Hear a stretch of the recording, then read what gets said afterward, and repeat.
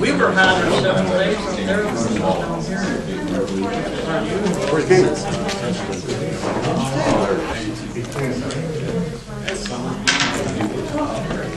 Yeah.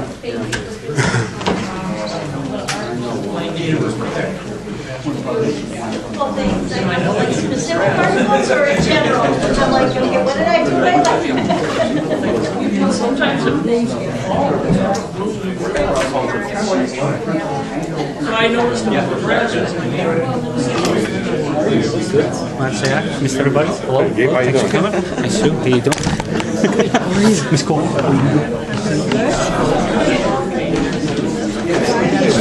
Yo, buddy. Talk to us.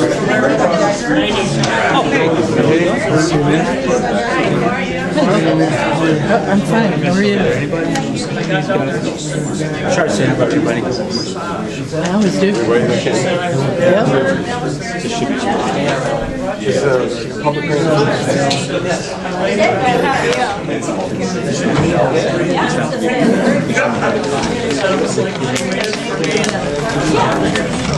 So, he's got I did. We will touch on, so what is it comes from all of us doing?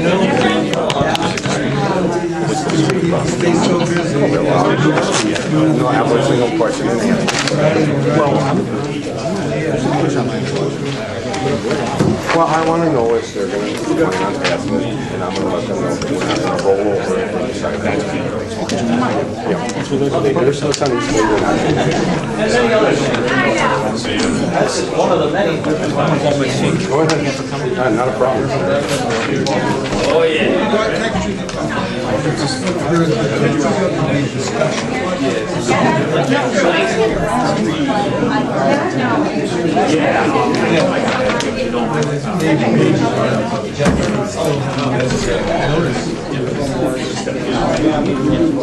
Exactly. We try. Thanks for the offer.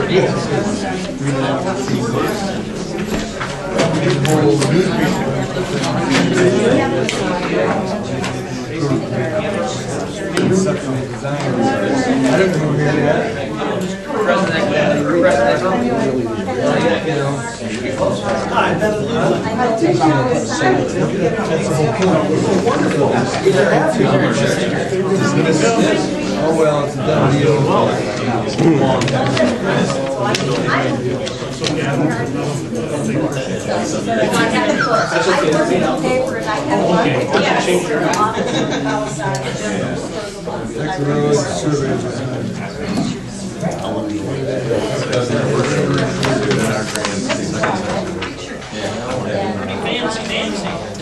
Even though the changes the water flow,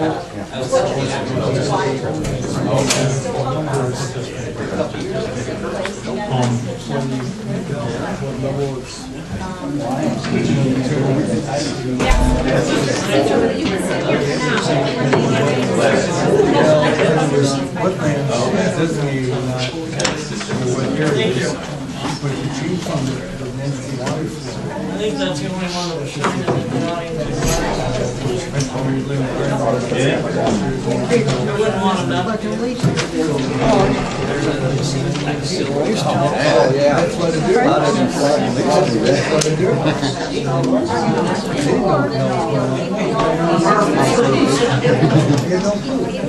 All right. I just want to keep you flying. Right out of Star Wars.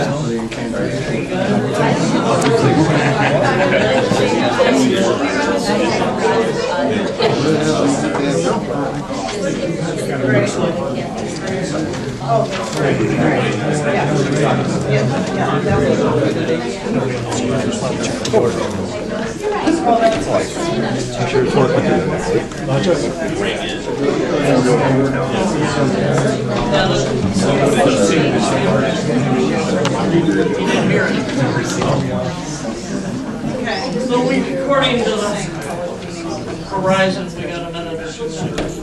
That clock goes fast. Remember when you had to call and get your times? get the official time, I can call about one guy. I say that all the time.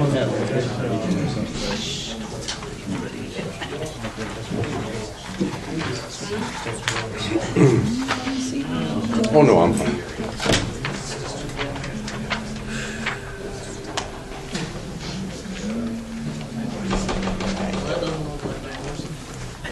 There. Agenda. I knew if we gave her till 7:30, she'd make it.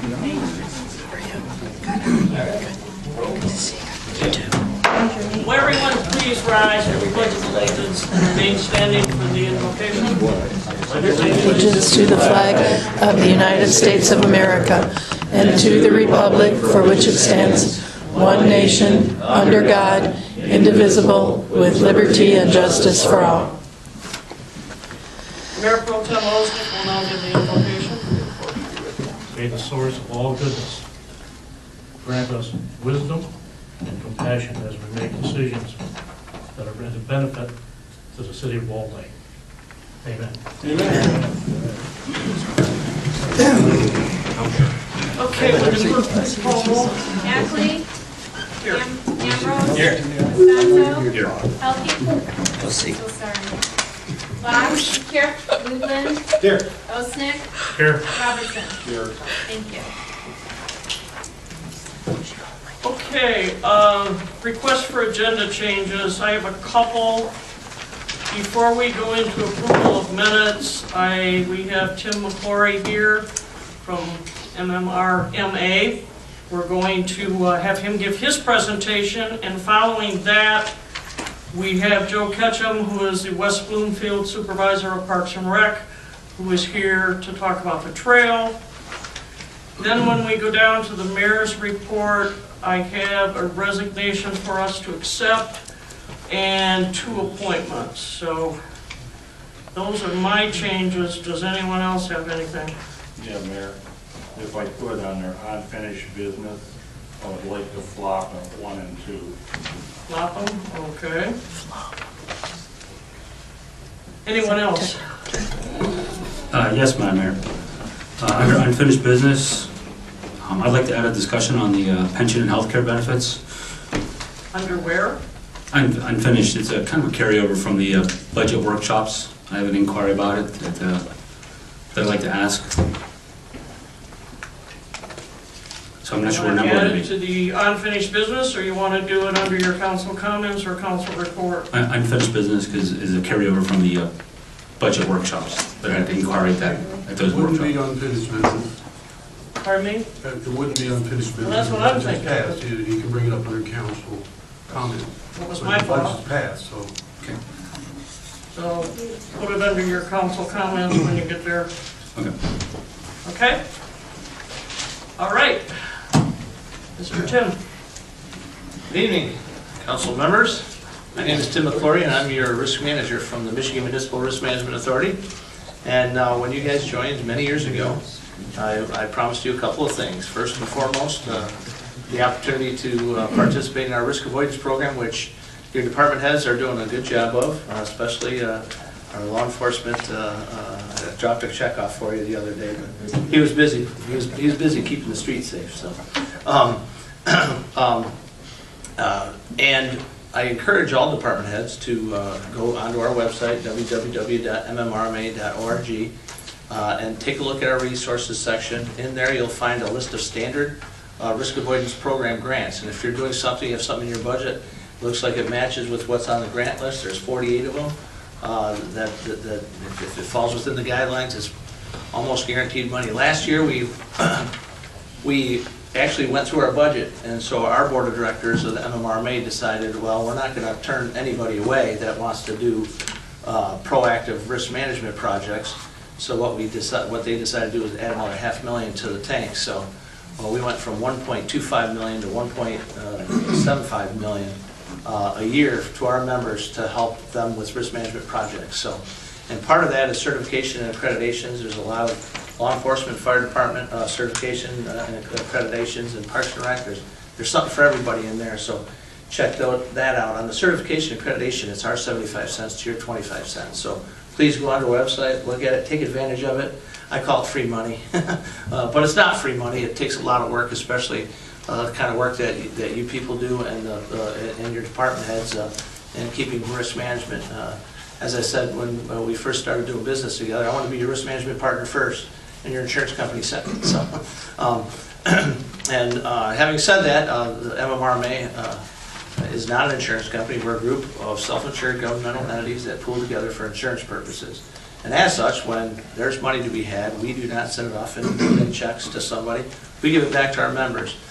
This last year, we gave back $29 million back to our membership, bringing the total since 2006 to $279 million back to the MMRMA members. So congratulations on being part of that group. And I have your portion here. I have 2 checks.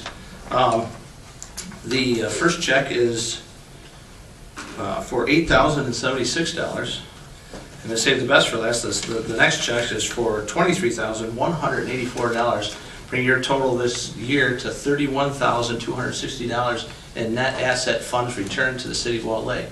So congratulations, and on behalf of the MMRMA, we appreciate your partnership in risk management, and I have some money for you. So thank you very much.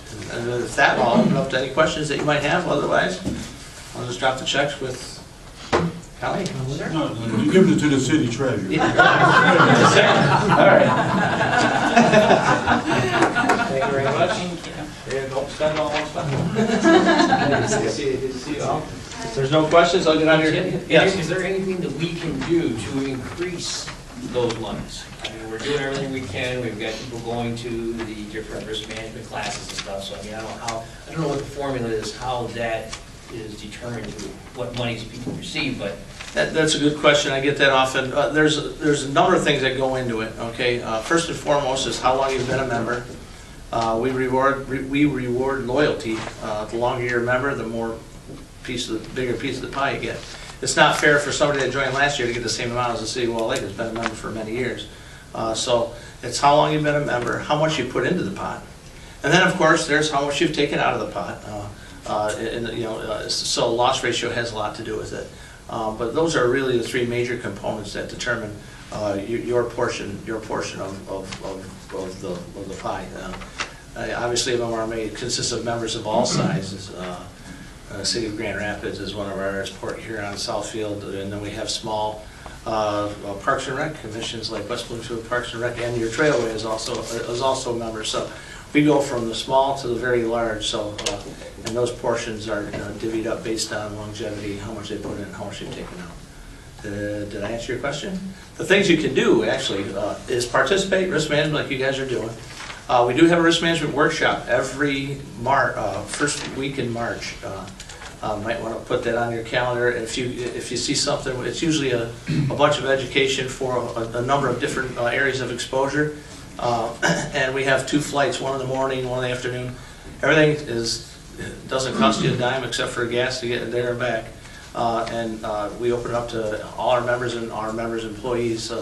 So you might learn something that might help you not have a loss. But the most important thing, and I make myself available, is to help you with your risk management and your risk transfer techniques to help transfer risk onto the people that you're doing business with, so you don't end up paying for a loss that's not your fault. So I'm happy to do that. I've distributed a risk transfer manual.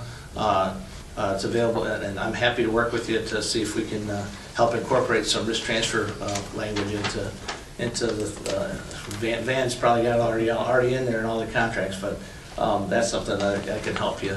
I can help you do, but please just take advantage of the risk management resources.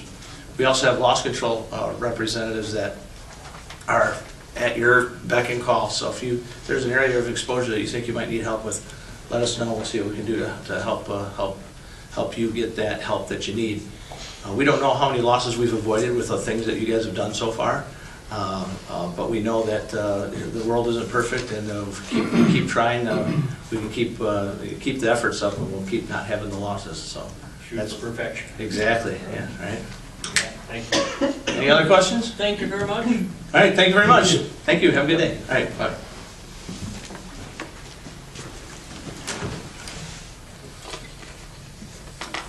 Okay, Okay, next we have Joe Ketchum, who's been kind enough to come here and talk to us about the trail in West Bloomfield. Good evening, council. Glad to be here tonight to talk about our trail. Just to give you a little background, I've been with West Bloomfield Parks and Recreation for the past 26 years. I'm in my 27th summer. I was actually with the Parks Department when our original trail was built. We bought 4.2 miles of original trail back in the late 1980s, and we developed it in 1994. What I'm going to show you right here is our trail renovation. This happened, I think, 3 years ago or 4 years ago. So the original trail had been in place for over 20 years, and this was our first major renovation. We did use crushed limestone. I think that you guys want to know about crushed limestone, so I'm going to try and explain it as best I can. So the one positive of the crushed limestone is that we had it in for 22 years. I do want to explain though, when that was put in, it was to DOT standards, and it was basically built like a road. So when we put this trail down, it was put down with a paver, with actual crushed limestone. So there's still some serious expense in the development of the trail. You know, you're basically, the difference that you're going to see in pricing will be, you know, your actual top layer. It's not the underground stuff. You're still going to pay that kind of engineering. And the nice thing about that was that for 22 years, we really didn't touch the trail. I mean, we did some minor repairs where I'd have to go out and fix ruts. We went out a couple different times and scarified it. And we did have some erosion issues. So I'm going to kind of go through this real quick if I, oops, there we go. So trail renovation. This will give you a little breakdown of what it costs us. Renovation was $88,000, engineering 12. So at the end of the 22 years, we spent $140,900 to renovate 4.2 miles of trail. Now, what's interesting about this was our original engineering, we wanted to put it back with a paving machine. We got our bids back, and they were all, the cheapest bid, I think, when we did it that way, was $280,000. So it really cost us, so we had to go back and rethink this. And even with this bid of $88,000, we got lucky with a company called Michigan Recreation Construction. They came in $100,000 less than the second lowest bid. So we were still at a, you know, $180,000. We had bids as high as $380,000 for this renovation. But we were very lucky. We did a lot of research finding these companies, and we've worked with the Michigan Recreation before, so that helped. Now, after this project, I would say that they would definitely charge more money. They've learned a lot on this project, but they would definitely charge you more money. So here it was, go back there. So basically what they took was a Harley rake. We went out before this and we actually sprayed Roundup on the sides of it to get back to the original 8 feet. And then they came out, Harley raked it to mix up the material, brought in a box scraper, and then they had to back down with material, put in that box spreader, set it for another 2 inches, and then they rolled it. Best part about this is we had a lot of rain going on this time, so we didn't have to bring water trucks during the rolling process. And there you go, they're spreading it with the box spreader to bring it back. Then they rolled it, and that's my staff going back and kind of doing some finishing touches. This is what it looked like before. As you can see, we rounded up to get back to our 8-foot dimensions. Another thing I want to mention is that the original part of our trail, one of the reasons we did not go to pavement back in those days was that we could only get 8 feet on that trail. A lot of our trail on that section is highly elevated. It's not flat. Our new section of trail, which I'll show you in my next couple slides after this presentation, we were able to go to 10 feet, but we still chose not to go with crushed limestone because our pavement, because our original trail was crushed limestone. We wanted to keep it uniform. And as you'll see later on when I show you some other slides, it's pretty rural. You don't think of West Bloomfield being rural, but when you see these slides, you'll understand what I'm talking about. Some other things that we did along the way, those are our original bollards up there. We replaced those with a new bollard system that matches our new section of trail. We put in the cement there. The reason we put the cement in is because with crushed limestone, bikes going in and out of those bollards, we would get rutting and water sitting there. So after 20 years, we decided it was better to do this. So we actually put concrete. We later on went back with a CDBG grant, and you can't see it. You'll see it probably in another slide, but basically from those bollards to the road, we actually concreted again to get ADA accessibility out to the roadways. And that's part of our bollard system that we put in. We actually made these bollards in-house. So if you guys are looking for bollard, we can help share with John where we bought these and how we made them. But that was our renovation project. Is there any questions you guys got on this part of it that you guys want to ask me right now? Do those standards still exist today that you were mentioning before in regards to crushed limestone, how much has to go down?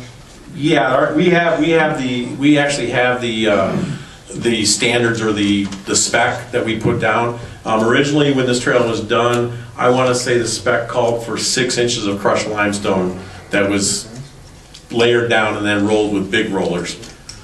Yeah, because you mentioned that it had to be almost like a road base. Yes, the road base. With the crushed limestone. The road base, you know, is pretty much there with the ballast. Right. However, there were obviously sections along the trail where that ballast was not good, and we had to bring in extra gravel and extra compaction, and that's where the DOT standards. And I'm not a huge proponent, or not. I don't understand all those standards, but I do know that when they did the trails, they went out and tested compaction, and where they had to undercut, they did undercutting, or they had to add material. So basically, they were making a road bed before they put that crushed limestone on top of it.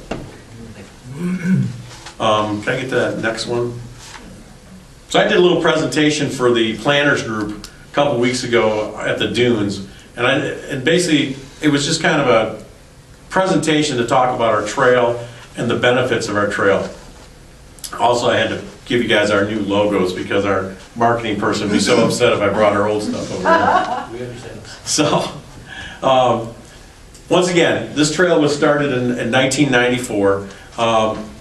About 6 years ago, actually about 8 years ago, we acquired the extra 2 miles that go from Arrowhead Road to Haggerty Road from Co. Railroad Company. We did that with DOT funds, DNR grant funds. I also want to say the original trail, we used DNR grant funds for that too. And so about 5-6 years ago, we put this new trail in. This has been just a gem to the pot addition to our trail. It just made a whole, perfect scenario where we go right through from one end of our township to the other 7 miles and then connects into Sylvan. But what I wanted to show you is how rural it is. This is another reason we chose to stay with the crushed limestone, is because we don't have, along this corridor, we only have about one intersection, and we call it Orchard Lake number 1, which is out by Pontiac Trail and Orchard Lake, just south of Pontiac Trail. That's where we cross, and that's really the only real business section our trail crosses. And when we first built this trail in '94, we didn't even have access from the neighborhoods coming in with sidewalks. So there was it was really a rural feel. And so we decided to stay with the crushed limestone. Now we did go to 10 feet because we used DOT money for this. So we were required to go to 10 foot, and we were able to do 10 feet here because it wasn't as elevated as our other section of trail. And there it goes, there's our connectivity, so we're able to connect one end of the township to the other. Along that way, we also connect into Sylvan, Kego. It's just a great corridor for our residents and non-residents to come in and peruse West Bloomfield. I say this all the time, this is probably our most used park and our least maintained. And when I say least maintained, it takes my staff the least amount to maintain this. We do not spend a ton of time. We mow it. We just mowed it today. Finally, we had rain, so we got out and rained it. That's one con to when you have a crushed limestone trail, is when you're working on it this time of year, very dusty, and so we have to time our mowings with rain. So we actually mowed it this morning, but we usually mow it somewhere between 1 to 2 times a month. We do nothing to it really in the wintertime. We let the cross-country skiers go out there. We do not set tracks. We do get some complaints about that. We do not plow it. It's another pro or con, you could look at it either way, is that with crushed limestone you can't plow it, you can't salt it. So it does not, the only use we get in the winter is from, people do walk it, they walk it all the time. They will cross-country ski when we get enough snow. And, you know, so it's getting used all the time. But I always say this, it's our most used park with our least amount of maintenance. We just don't have the huge maintenance cost out here. We hit the intersections with garbage, you know, probably once or twice a week, depending on use. We have some porta-johns that we have a company come out and clean. And in the wintertime, we do some major tree trimming during the wintertime. That's when we do our tree trimming. The one thing I will say is when you guys do your initial build is to make sure that corridor gets trimmed back, because you want it trimmed back first, because if you let it, if you only trim it a little bit and people get used to that what they call a tree lined, and then when you come in and start trimming it, because it has to be trimmed for safety, then you get a lot of, you know, pushback from that. So make sure when you guys do that to trim it properly the first time around. You know, like I said, our most used park in our system. I mean, this is every, you know, Saturday, Sunday, Monday morning. I mean, we have people up and down this trail, and obviously with the Great Lake to Lake connection that's going to be coming, I see in the future, and we haven't done a lot of this, but I see us doing some marketing with our local businesses. And once that's connected, once you're connected, where we can put a map together and our local businesses can get their, you know, the Starbucks can put their stuff up, the 7-Eleven can put their stuff up, and hey, we're just right off the trail, and somebody's riding in from Brighton can ride in, and they know, hey, we're gonna ride into West Bloomfield today.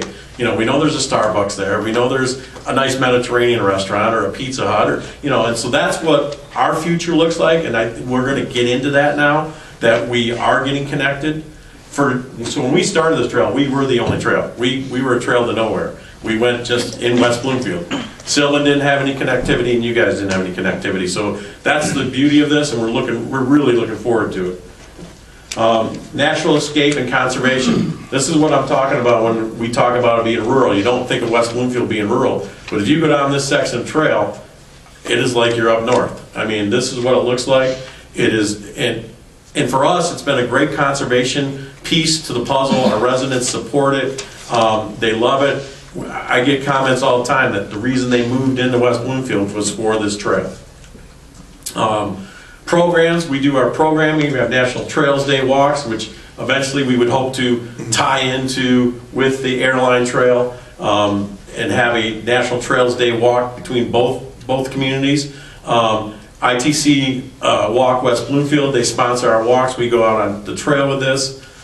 There's ITC Walk West Bloomfield, Wheels to the Road. We're working on some biking groups to get some biking going up and down the trail, not only through our trail, but once again, through our trail, through our community, to go to those restaurants, to go to those different things. As a matter of fact, I had a guy talk to me the other day about e-bikes, and that he was able to convince his wife to buy an e-bike because they could ride from their house, which was down by Walnut Lake Road on the trail, and went all the way up to where the Pepinos is now up in West Bloomfield. And he would never get his wife to ride a bike, but the e-bike, she's like, hey, I like this. I can do this.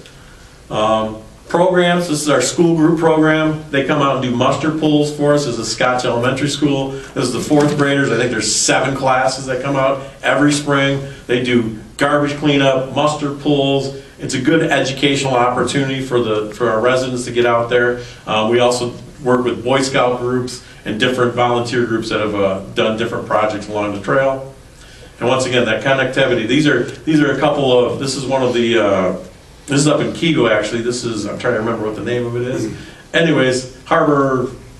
They're really cute little condo houses up in Kego Harbor, but when they built it, they wanted to connect with our trail. This is Gary Shapiro's project. He's actually doing the next project, which is Balmoral, which is the one right off of Walnut Lake. And we're going to be connecting from his development right out to the trail. And he actually sold this when he was selling these houses. He'll do the same thing on these new houses at Walnut Lake. He's going to sell, hey, we have access to the West Bloomfield Trail, and he'll probably sell, you know, and to the M5 connection to the airline trail. So it is a great selling point for your real estate. Business partnerships, these are some of the business partners that, you know, we deal with that sponsor trail stuff. And then, like I said, our future partnerships and opportunities. And these are just the three of the businesses right off the trail at Orchard Lake that we'll be working with in the future to have some sort of map to plan it out so that they can, people get the word out, hey, we're gonna get on this trail, where can we stop, where can we find these businesses, where can we eat? And then once again, there's what our trail looks like. And like I said, probably the biggest reason we stayed with the crushed limestone was the natural beauty of our trail. Is there any questions I can take from you guys on anything about our trail? Question in regards to maintenance throughout the year or into the fall. My understanding is that it's easier to maintain the crushed limestone as opposed to the asphalt. When the leaves get wet, they stick to the asphalt. Very slippery environment. Believe it or not, no, that's fine. Believe it or not, we have the same scenario where we have really shaded areas with the crushed limestone.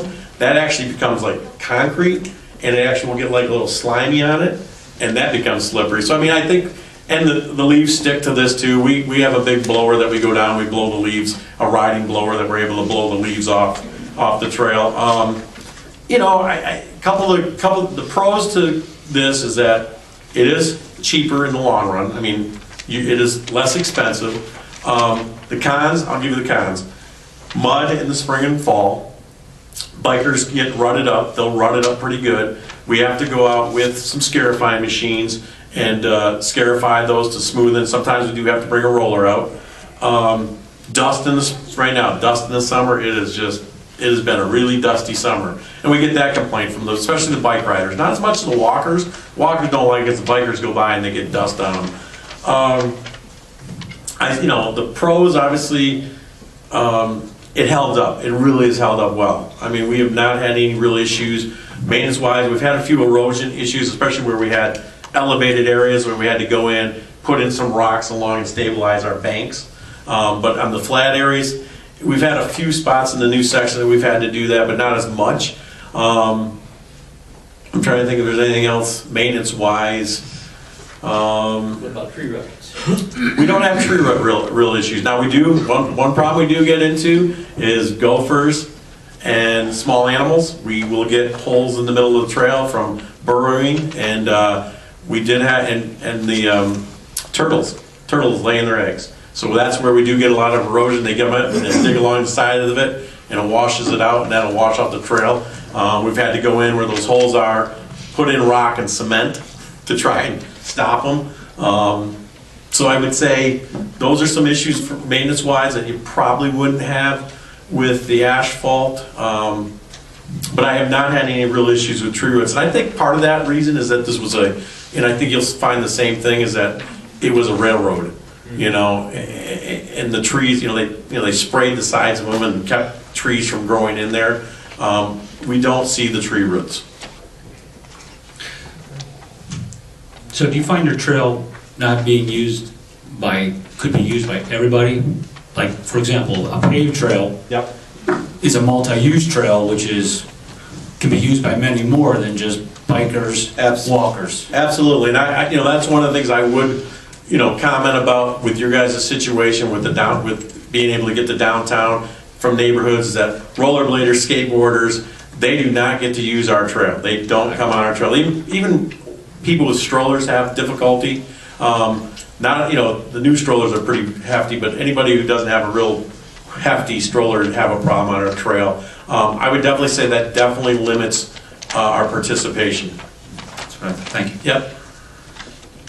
Do you have any estimate as far as what life of asphalt is? I mean, I've seen what we have for sidewalks out here. Yeah, well, it's Michigan. It's a tough one. I mean, our tennis courts, I guess I look at, it depends on what you're doing with them. Our tennis courts, they hold up for 20 years. Obviously, our parking lots don't. And I think part of that is obviously the cement, the salting, the plowing, the salting, the plowing. We've actually gone to a lot of brine. We're trying to reduce the amount of salt that we use on our parks and parking lots. And we're trying to protect our pavement, but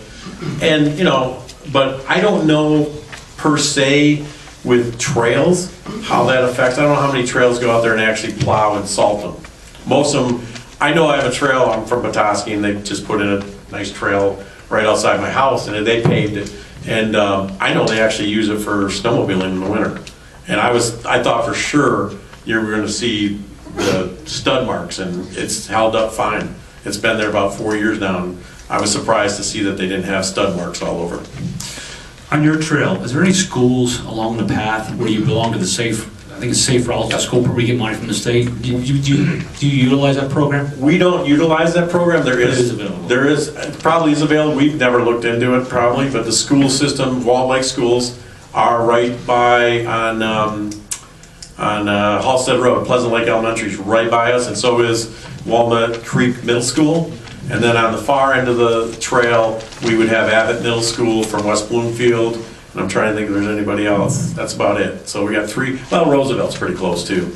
So we probably have 4 schools that are along the trail. Well, West Bloomfield High School is pretty close. Yeah, West Bloomfield, yeah, it's just down, yeah, absolutely. As a matter of fact, West Bloomfield High School and Orchard Lake St. Mary's is right there too.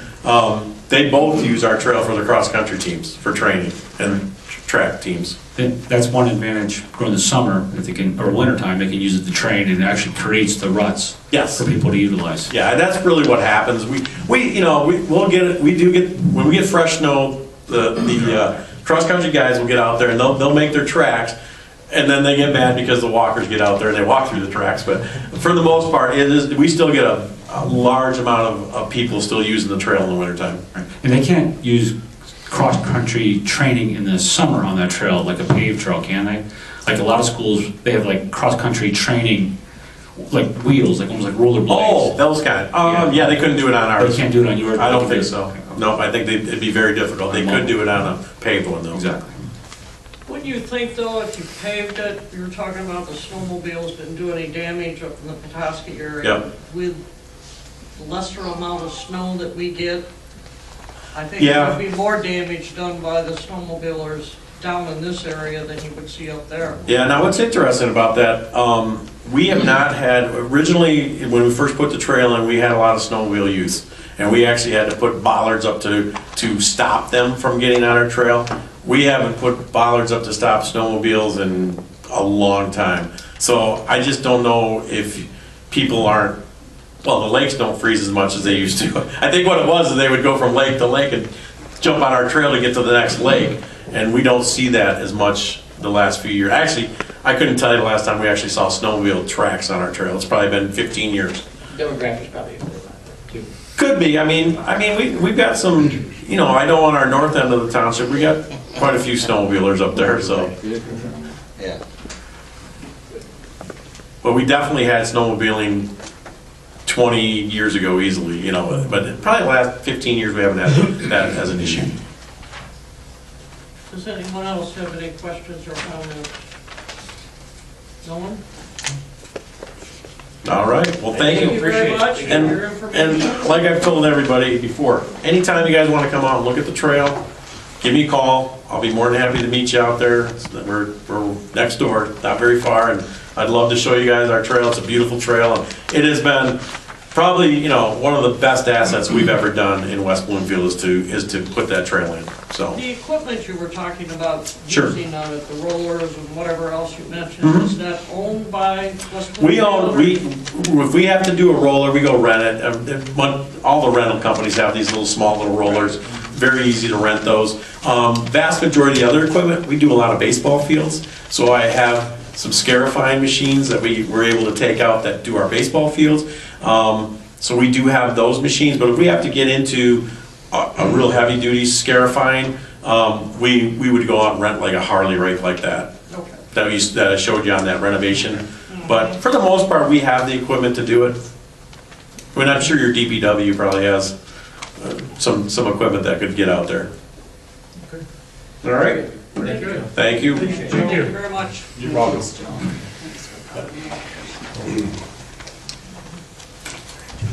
Very informative. Yes, very much. Okay, the next item is approval of the minutes. First, we have our regular meeting of June 19th. I'd ask for a motion to approve. Move to approve. Second. Okay, we have a motion, we have a second. Anyone have anything? Yes, ma'am, I do in the minutes. On page 6 of the minutes, it doesn't accurately reflect what I had asked during my point of inquiry. I had asked why, on page 58 of the check disbursement report, showed an expense of $3,300 for consulting fees to Seacrest, Warner, Lynch, which was above the $19,809 in legal services on different pages of the expense report. What I asked was, what is the consultant expense to the city taxpayers for? How it reads is, it says, explained, I did not know the difference between consulting and expense. I had asked why there was an additional $3,000 in consulting fees to the city attorney above and beyond, and then it was explained that it's the retainer.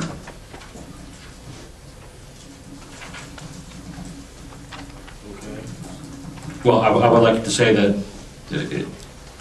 I asked why there was an additional fee of $3,300 and up and above the $19,800 to Seacrest Wardle. I did not state that I did not know the difference. I asked why there was an extra fee. That's a distinction without a difference. He doesn't know the difference. He does now, I guess. He explained it to him.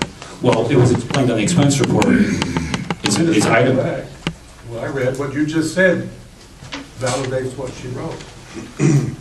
No, I asked why there was a consulting expense on there. Mayor, you can change it if you want, but he wants it to read better, so he looks better, but he clearly didn't understand, and that's what she wrote. My understanding, you asked why there was a retainer fee, and it was explained to you what it was for. I never used the word retainer fee. I asked why it was listed as a consulting expense 3 pages later on the expense report. On this month's check disbursement report, it is now listed as a retainer fee. There was nobody to know it was a retainer fee. It was listed separately as consultant expense. That is what I asked, why there was a consultant expense. I did not ask what is the difference between. That's the same thing. What it just said is exactly what she wrote. He doesn't know the difference, or does now, but he didn't then. As explained by the finance director, the issues are what they get paid. So if you can amend the minutes, make a motion to amend the minutes, and let him read the way he wants them to read so it looks better. But he asked the question. The minutes are good. I would like the minute to reflect that I asked why the additional $3,300 in consultant expenses. Okay, and you were told it was for the monthly retainer. So I don't see where you're going with this. As I remember, what you asked was the question that was answered.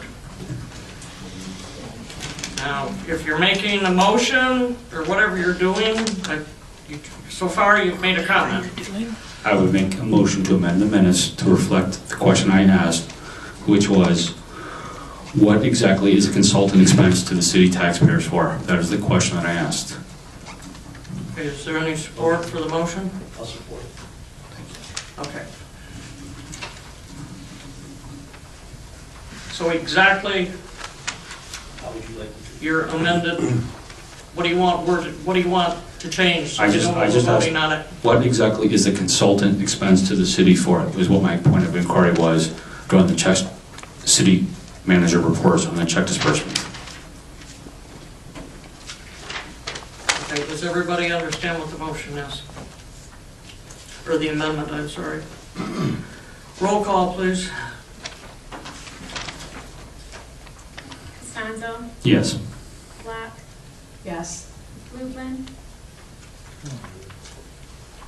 No. Nick, No. Robertson, No. Ambrose, Yes. Ackley. No. Amendment motion failed. Vote on the main motion. Roll call, please. Now, I have one Oh. issue. I have one, excuse me, Madam Mayor, I have one issue on page 8. Councilman Constanzo says that the trail, that the city has the most mileage between the three communities of the Trailway Council. That is an outright lie. We do not have the most mileage. Commerce Township Point has of the order, most Mayor. mileage. That is a total fabrication and a lie. Point of order, Mayor, that is a personal Not a affront. point of order.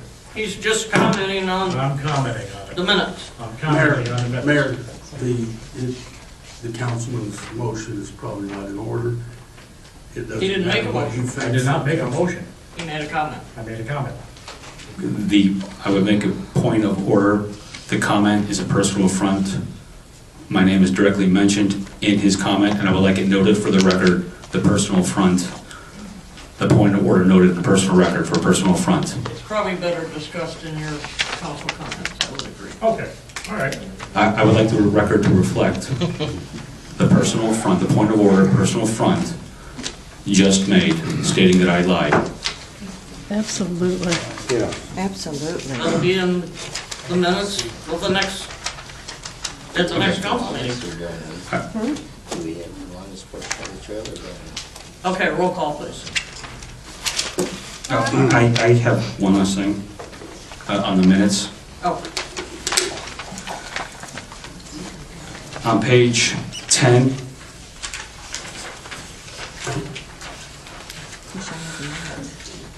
Council Motion 6-8-18, the minutes read, motion to instruct city attorney to draft resolution to address withdrawal from the Trailway Council if the grant application is denied. That is not what the motion was made.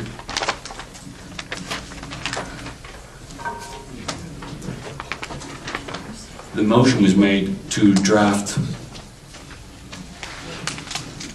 a millage resolution, which is what is in today's packet. Not a resolution to address city's withdrawal from the trail.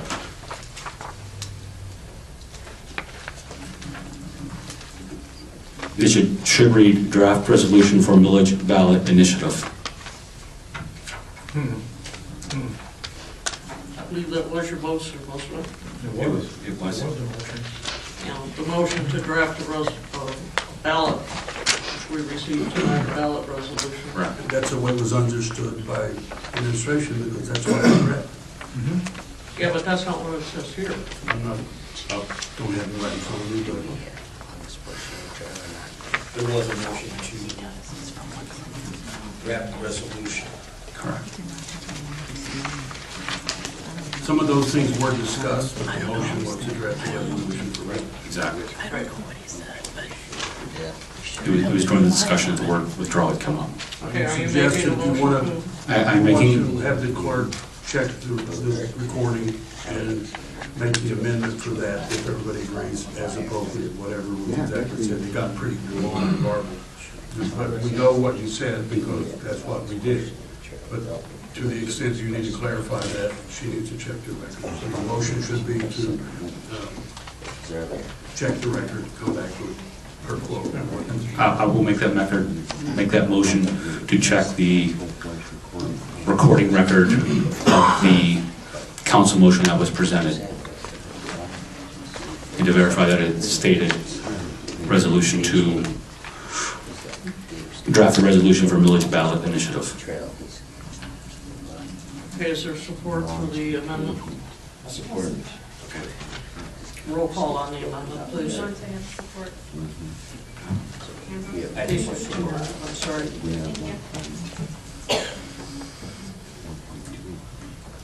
Locke, Yes. Lublin, Yes. Poston, Yes. Robertson, Ambrose, Yes. Costanzo. Yes. Ackley. Yes. Thank you. So Dennis, can we go ahead then and vote on the minutes, and if it comes back, we'll talk at the next council The meeting? truth is you might have been able to fix it by just striking that sentence if it's inconsistent with what we did. If you want to do that, strike the sentence, because we did what the councilman is suggesting. The attorney drafted a resolution for millage, so we got a proposed resolution, so there was no misunderstanding. There may be some typo or based on all the stuff that was written at the time they added to that. Okay, thank you. I do have one last question about the minutes then, Mayor. Okay. On page 6 of the council motions, 6.5, 6.6, and 6.7, those motions were to instruct the city clerk to advertise for a public hearing, they were actually done after Council Motion 6A on page 10 of our packets. It was done later in the meeting. The motions are in regards to the PUD. We had a discussion earlier in the meeting, but the actual council motions were much later in the meeting and in a different order of how the minutes are written. The motions were drafted after the trailway discussion and a discussion about the beach party and introduction of the new city interns. Those motions on the PUD were done much later than what's in the minutes. They were done outside of the agenda order. Mayor, let me suggest you table the minutes. That's what I'm about ready to do. We'll be here all night because... Okay, do I have a motion to table? Motion to table. I'll second it. Okay. Roll call? Lublin, Yes. Osnick, Yes. Robertson, Ambrose, Yes. Costanzo. Yes. Flock, Yes. Ackley. Yes. Thank you. Okay, we have the minutes from the public hearing. Do I have a motion to approve? Support. Okay. I didn't hear what he said. I thought it was... Motion approved. Was that what he said? Okay. Any discussion on the motion? Roll call, please. Osnick, Yes. Robertson, Yes. Ambrose, Yes. Costanzo. Yes. Flock, Yes. Lublin, Yes. Ackley. Yes. Okay, moving on, we are at audience participation. Anyone in the audience like to speak? Yes, I Raise would. your hand, you have 3 minutes, you need to state your name and address, please. My name is Fred Schumack. I live on 340 Arvita Street in Walled Lake. I'm here to discuss the Pulte project proposed up here on Leon Road. Obviously, you've heard from all the citizens that we're saying no. The lots that he wants to change into roads or access or retaining ponds or grassy knolls, we're saying no, that we don't want this to happen. And I'm seeing a repeat of East Bay. The people are saying no. We want to make sure City Council understands that we are saying no. That means the citizens don't want this. I've already talked to land development attorneys and I know our options on what to do in case you do pass it. Okay? Then we come after City Council. So there's quite a few of us that feel this way and we're not going to roll over and let this happen. We're saying no. I hope you folks understand. So I have to say, because if it does get passed and we say no, that's not the end of it. We're coming after City Council. I've already talked to legal. I know what we can do. So that's all I have to say.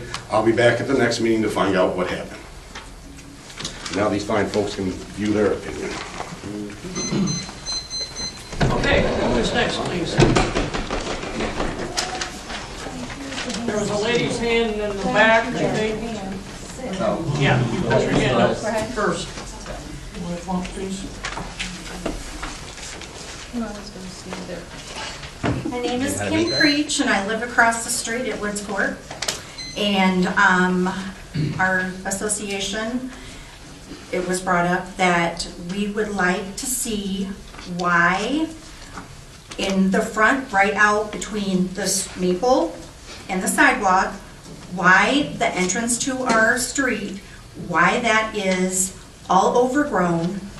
We've had people in the neighborhood that have seen rats and snakes in there, and it's been brought to our attention, and we would like to see if there's a way that the city can clean that up. And then secondly, we are having a problem with the dance studio that's behind all of us that live on the east side of the dance studio, the whole line where the dance studio and the parking lot is. We're having residents, including myself, that their trees are falling on our properties because the tree limbs are dry rotting. And a storm came and took one of mine down that had a hole this big in the middle of the tree because the branch on the back, the whole thing was taken out and it's all completely dry rotted. So I paid money to have the trees taken down. But now my neighbor that's attached to me, because they're all duplexes back there, she had a branch last week fall and break her fence. She contacted them, they won't pay for it. They said their insurance does not pay for anything that does damage to someone else's property. Is there anything that you guys can assist us with on those two issues? Well, we need to look into it. If we were able to do something about code enforcement and stuff like that. The civil dispute, I don't know that we can do anything, but we can take a look at it. We'll have to take a look at your site and see what code enforcement issue. It seems like it starts with. If you've already got a civil issue, I'm not sure. Well, we haven't started anything. My neighbor just happened to make a call. She did the same thing I did. I called, and they claim they had an arborist check out all their trees. But if that's the issue, why did the tree fall in my yard and break my deck? But we can start with the code stuff, and then I'll have the staff get in touch with you. Okay. And we can take a look at that. Okay. All right, thank you. Thank you. Okay, now it's your turn. Sure.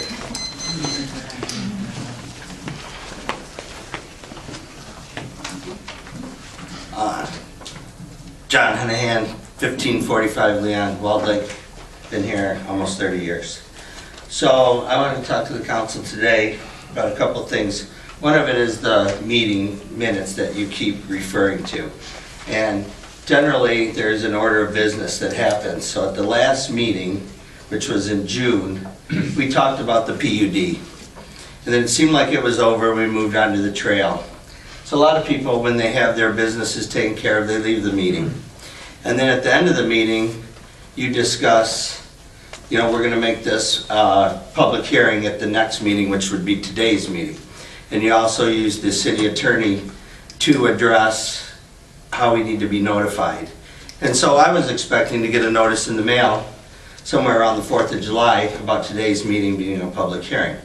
But when discovering the whole plan, the city attorney has realized that probably the planning commission went too far and that they didn't cover all their steps. When I looked over your packet for today, that was what was on there. And so this PUD may have to go back to the planning commission because certain steps were taken by having government agencies that have a say over how this property is done, having them have their seal of approval. And I don't know how many agencies need to do that, whether it's road commissions or DEQ or other departments, but it seems like we're seeing a lot of failure on just the basic steps of getting through this project. And I know I only have 3 minutes, so then I want to just cover a couple other things since this is not really the public hearing on that, but just as a reminder that we do have a master plan in the city, and it says right in the master plan that it should always be the principal source of information in the evaluation of the zoning change requests. So we're looking at a zoning change, changing an R1A property into site condos now that the city attorney has developed a plan for you guys as far as all the steps that need to be taken, which it's a lot, to get to the stage of you either approving this project or giving it the thumbs down.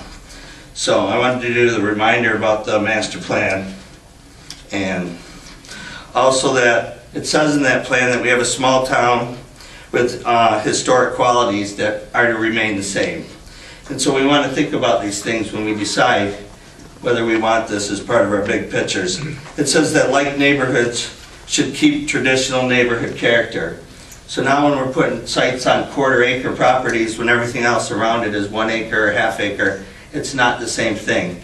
And there's no other condos within that group to say, oh, well, we can base it off of this because it's just a neighborhood. And it also says to ensure the compatibility of adjacent uses of the land. So that's exactly what I'm talking about there, and it's right in the city plan. So should pay attention to it.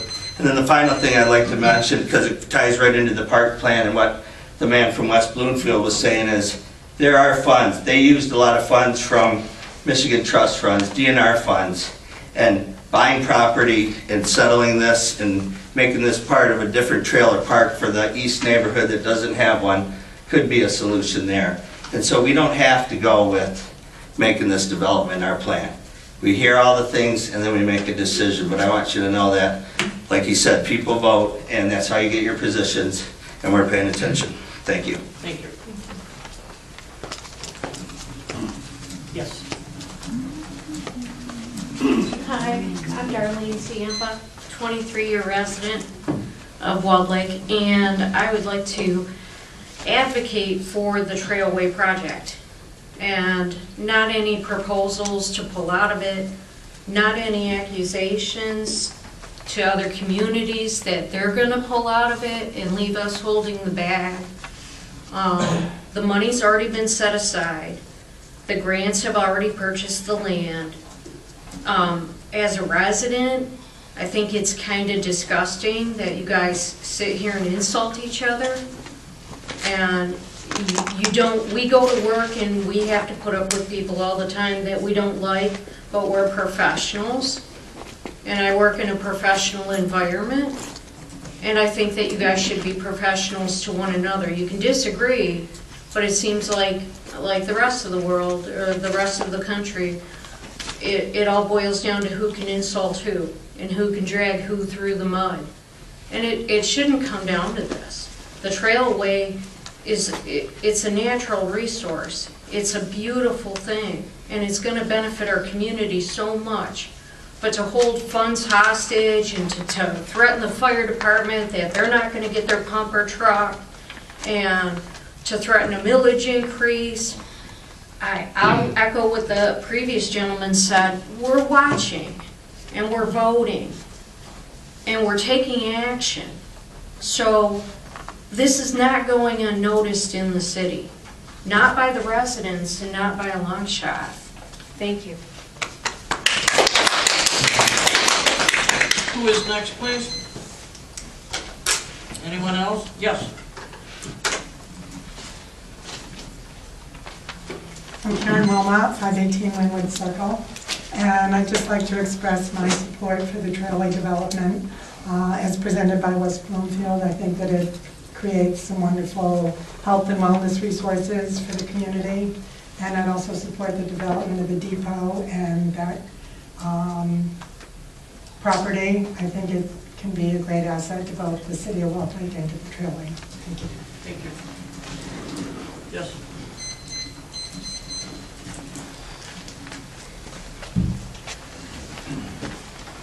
Good evening. My name is Karen Kolke. I live at 179 Spring Park.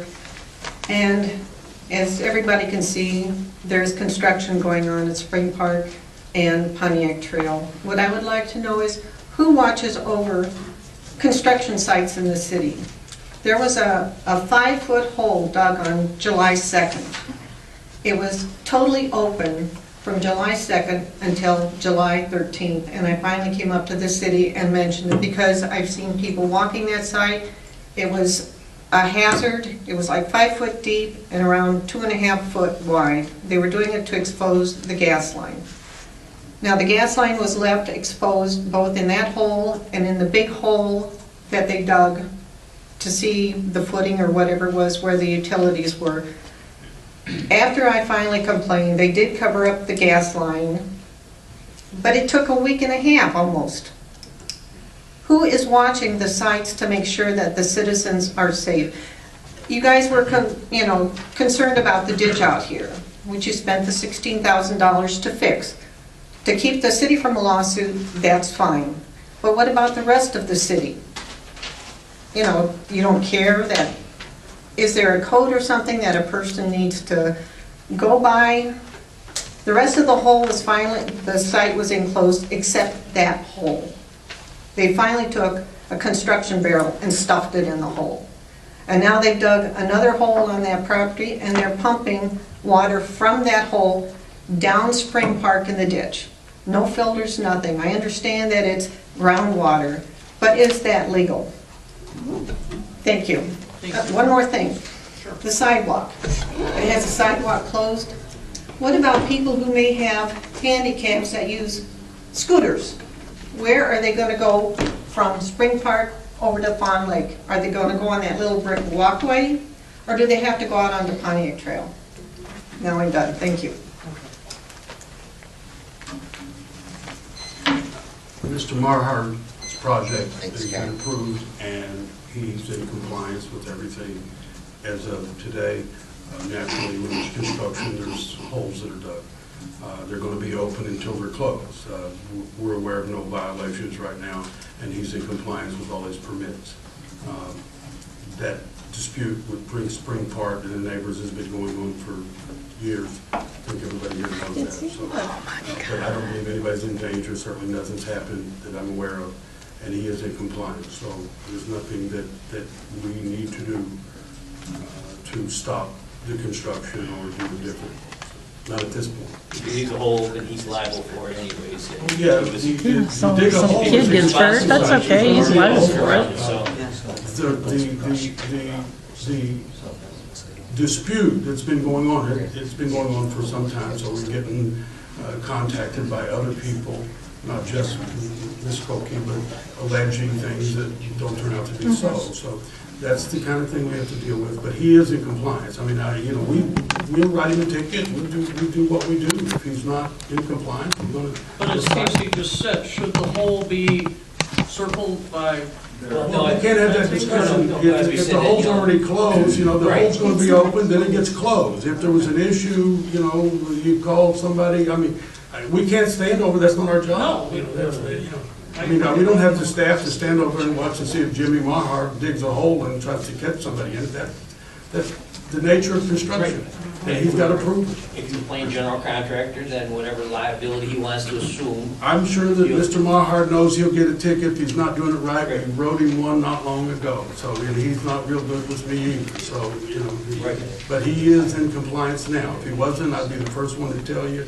And I'd be over there with the code guy writing this down. Okay. Is anyone besides myself and this lady in the front row warm?